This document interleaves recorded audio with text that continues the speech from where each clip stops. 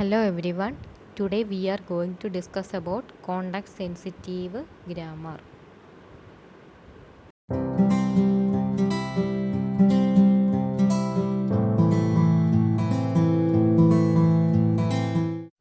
Context sensitive grammar. A context sensitive grammar is an unrestricted grammar in which all the productions are of the form alpha implies beta, where alpha or beta elements of non-terminals union terminals and alpha less than or equal to beta, where alpha and beta are strings of non-terminals and terminals. Context sensitive grammar എന്ന് പറഞ്ഞാൽ അതൊരു unrestricted ഗ്രാമറാണ്. Production എന്ന് പറയുന്നത് in the form of alpha implies beta എന്നുള്ള production ഫോമിലായിരിക്കണം productions. ആൽഫയും ബീറ്റയും എന്ന് പറയുന്നത് ടെർമിനൽസിൻ്റെയും non ടെർമിനൽസിൻ്റെയും combinations ആയിരിക്കും.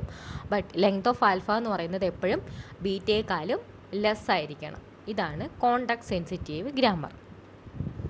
Then context sensitive grammars are more powerful than context free grammars because there are some languages that can be described by context sensitive grammar but not by context free grammars, and context sensitive languages are less powerful than unrestricted grammar. ഇവിടെ എന്ന് പറഞ്ഞാൽ context sensitive grammar more powerful ആണ്, context free ഗ്രാമറിനേക്കാളും more powerful ആണ്. Because കാരണം എന്ന് പറഞ്ഞാൽ ചില languages context sensitive ഗ്രാമേഴ്സിന് മാത്രമേ ഡിസ്ക്രൈബ് ചെയ്യാൻ പറ്റൂ, ബട്ട് അത് കോണ്ടക്സ്റ്റ് ഫ്രീ ഗ്രാമറിന് ഡിസ്ക്രൈബ് ചെയ്യാൻ പറ്റത്തില്ല ചില ലാംഗ്വേജസിൻ്റെ കേസിൽ. അതുകൊണ്ട് തന്നെ കോണ്ടക്സ്റ്റ് സെൻസിറ്റീവ് ഗ്രാമർ എന്ന് പറയുന്നത് കോണ്ടക്സ്റ്റ് ഫ്രീ ഗ്രാമറിനേക്കാളും മോർ പവർഫുൾ ആണ്. അതുപോലെ അൺറെസ്ട്രിക്റ്റഡ് ഗ്രാമറിനേക്കാളും ലെസ് പവർഫുൾ ആണ്. Then that's why context sensitive grammars are positioned between context free and unrestricted grammars in the Chomsky hierarchy. അതുകൊണ്ടാണ് context sensitive grammar Chomsky hierarchy നോക്കുമ്പോൾ നമുക്കറിയാം context sensitive grammar എന്ന് പറയുന്നത് between context free grammar and unrestricted grammar. Unrestricted ഗ്രാമറിൻ്റെയും context free ഗ്രാമറിൻ്റെയും മിഡിലാണ് context sensitive grammar വരുന്നത്. നമുക്കിവിടെ ഡയഗ്രാം തന്നിട്ടുണ്ട്. Unrestricted grammar, then context sensitive grammar, then context free grammar. അപ്പോൾ നമ്മുടെ ചോംസ്കി ഹയറാർക്കിയിൽ context sensitive grammar context free ഗ്രാമറിൻ്റെയും അതുപോലെ അൺറെസ്ട്രിക്റ്റഡ് ഗ്രാമറിൻ്റെയും മിഡിലായിട്ടാണ് വന്നിരിക്കുന്നത്. ഇനി നമുക്ക് context free grammar has 4 tuples ഉണ്ടായിരിക്കും. G is equal to N, sigma, P, S, where N എന്ന് പറയുന്നത് set of non terminal symbols ആണ്, സിഗ്മ എന്ന് പറയുന്നത് set of terminal symbols, then S എന്ന് പറയുന്നത് symbol of the production, starting symbol, പ്രൊഡക്ഷൻ്റെ starting symbol ഏതാണോ അതാണ് എസ് എന്ന് റെപ്രസെൻറ്റ് ചെയ്യുന്നത്. P finite set of productions, then all rules in P are of the form alpha 1 A alpha 2 gives alpha 1 beta alpha 2. അതായത് production എന്ന് പറയുന്നത് in the form of ഈ ഫോമിലായിരിക്കണം. Alpha 1 A alpha 2 implies alpha 1 beta alpha 2. Then context sensitive language. The language that can be defined by context sensitive grammar is called context sensitive language. അതായത് context sensitive grammar define ചെയ്യാൻ വേണ്ടി നമ്മൾ use ചെയ്യുന്ന ലാംഗ്വേജിനെയാണ് context sensitive language എന്ന് പറയുന്നത്. The properties of context sensitive language are union, intersection and concatenation of two context sensitive language is context sensitive. അതായത് നമ്മൾ രണ്ട് കോണ്ടക്സ്റ്റ് സെൻസിറ്റീവ് ലാംഗ്വേജിൻ്റെ യൂണിയൻ, ഇൻ്റർസെക്ഷൻ, കോൺകാറ്റിനേഷൻ ഇത്രയും പ്രോപ്പർട്ടീസ് എടുക്കുകയാണെങ്കിൽ അതെന്ന് പറയുന്നത് കോണ്ടക്സ്റ്റ് സെൻസിറ്റീവ് ആയിരിക്കും. Then complement of a context sensitive language is context sensitive. അതുപോലെ കോണ്ടക്സ്റ്റ് സെൻസിറ്റീവ് ലാംഗ്വേജിൻ്റെ കോംപ്ലിമെൻ്റ് എന്ന് പറയുന്നതും കോണ്ടക്സ്റ്റ് സെൻസിറ്റീവ് ആയിരിക്കും. ഇനി നമുക്കൊരു എക്സാമ്പിൾ നോക്കാം. Consider the following context sensitive grammar. S gives ABC or AA BC, then AB gives BA, AC gives BB CC, then BB gives BB, then AB gives AA or AAA. What is the language generated by this grammar? ഏത് ലാംഗ്വേജാണ് നമുക്ക് ഈ grammar use ചെയ്ത് generate ചെയ്യാൻ പറ്റുന്നതെന്ന് നമുക്ക് നോക്കാം. S derives AA BC. ഇവിടെ നമ്മൾ ആ പ്രൊഡക്ഷനാണ് എടുത്തത്. ദെൻ ഇവിടെ എന്ന് പറയുന്നത് നമ്മൾ എ ബിക്ക് പകരം ബി എന്നുള്ള പ്രൊഡക്ഷൻ വെച്ചിട്ട് റീപ്ലേസ് ചെയ്യുന്നു. അപ്പോൾ ഇവിടെ എന്ന് പറയുന്നത് എ ബി എ സി എന്നുള്ള പ്രൊഡക്ഷൻ കിട്ടി. ഇനി A C derives B B C എന്നുള്ളൊരു പ്രൊഡക്ഷൻ ഉണ്ട്. അപ്പോൾ അതിനെ നമ്മൾ റീപ്ലേസ് ചെയ്തു. A B B B C C എന്നുള്ള പ്രൊഡക്ഷൻ കിട്ടി.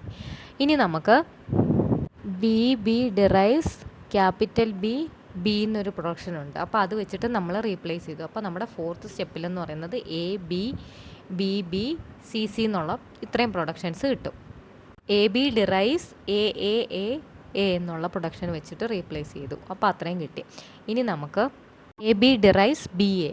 അപ്പോൾ അടുത്തതിലെന്ന് പറയുന്നത് A A B B capital A C C. ഇനി നമുക്ക് A C derives B B C എന്നുള്ള പ്രൊഡക്ഷൻ വെച്ചിട്ട് നമ്മൾ അതിനെ റീപ്ലേസ് ചെയ്തു. ആ എ മാറ്റി.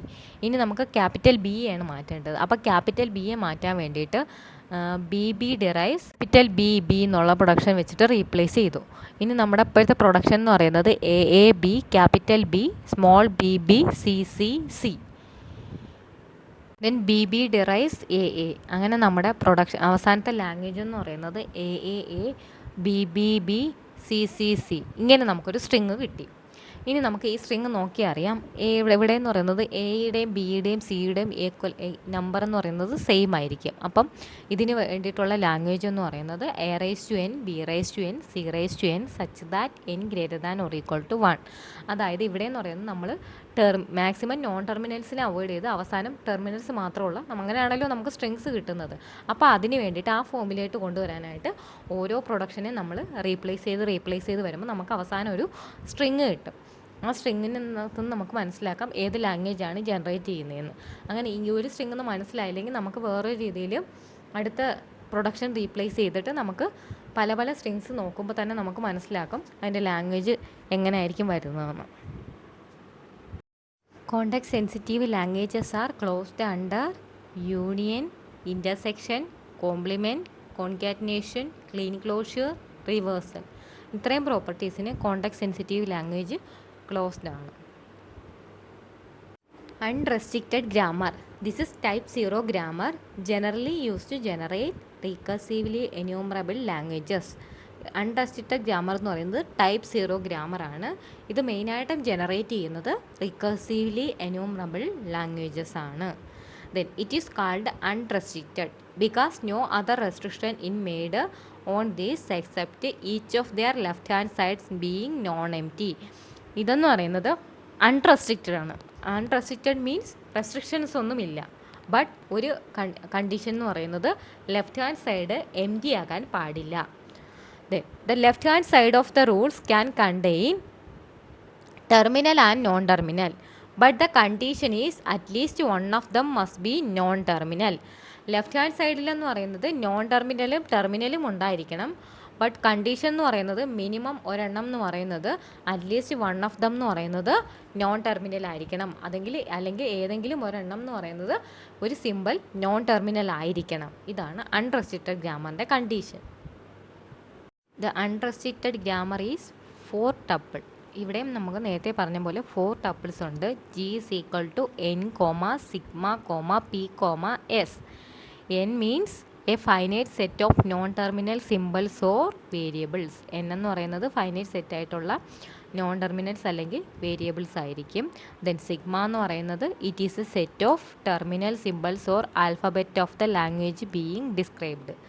സിഗ്മ എന്ന് പറയുന്നത് ടെർമിനൽ സിമ്പൽ ആവാം അല്ലെങ്കിൽ ആൽഫബറ്റ് ആവാം. ആ തന്നിരിക്കുന്ന ലാംഗ്വേജിൽ ആൽഫബറ്റ് ആകാം. വെയർ എൻ ഇൻ്റർസെക്ഷൻ സിഗ്മ എന്ന് പറയുന്നത് നള്ളായിരിക്കണം. അതായത് നോൺ ടെർമിനൽ ഇൻ്റർസെക്ഷൻ ടെർമിനൽ എന്ന് എടുക്കുകയാണെങ്കിൽ നള്ളായിരിക്കുമല്ലോ. Then P is a finite set of productions or rules ആണ് പി എന്ന് പറയുന്നത്. ദെൻ എസ് എന്ന് പറയുന്നത് it is a start variable or non terminal symbols. S എന്ന് പറയുന്നത് ഒന്നുകിൽ സ്റ്റാർട്ട് വേരിയബിൾ ആയിരിക്കാം അല്ലെങ്കിൽ നോൺ ടെർമിനൽ സിമ്പിൾ ആയിരിക്കാം. Alpha and beta are 2 strings over the alphabet n union sigma. Then the rules or productions are of the form alpha implies beta. The starts variable s appears on the left side of the rule. ഇവിടെ എന്ന് പറയുന്നത് ആൽഫയും ബീറ്റയും 2 strings ഉണ്ട്. നമ്മുടെ alphabet എന്ന് പറയുന്നത് N union sigma, അതായത് non terminals union terminals, രണ്ടിൻ്റെയും കൂടെ കോമ്പിനേഷൻസ്, നോൺ ടെർമിനൽസിൻ്റെയും ടെർമിനൽസിൻ്റെയും കോമ്പിനേഷൻസ്. ദെൻ ദ പ്രൊഡക്ഷൻസ് എന്ന് പറയുന്നത് ആൽഫ ഇംപ്ലൈസ് ബീറ്റ എന്നുള്ള ഫോമിലായിരിക്കും. ദെൻ സ്റ്റാർട്ടിംഗ് വേരിയബിൾ എസ് എന്ന് പറയുന്നത് എപ്പോഴും ലെഫ്റ്റ് സൈഡിലായിരിക്കും അപ്പിയർ ചെയ്യുന്നത്. ഇതാണ് ഒരു അൺറെസ്ട്രിക്റ്റഡ് ഗ്രാമറിൻ്റെ ഫോം എന്ന് പറയുന്നത്. ദെൻ എക്സാമ്പിൾ എന്ന് പറയുന്നത് L is equal to A raised to n, B raised to n, C raised to n such that n greater than or equal to 0. ഇതെന്ന് പറയുന്നത് ഒരു അൺറെസ്ട്രിക്റ്റഡ് ലാംഗ്വേജിന് എക്സാമ്പിളാണ്.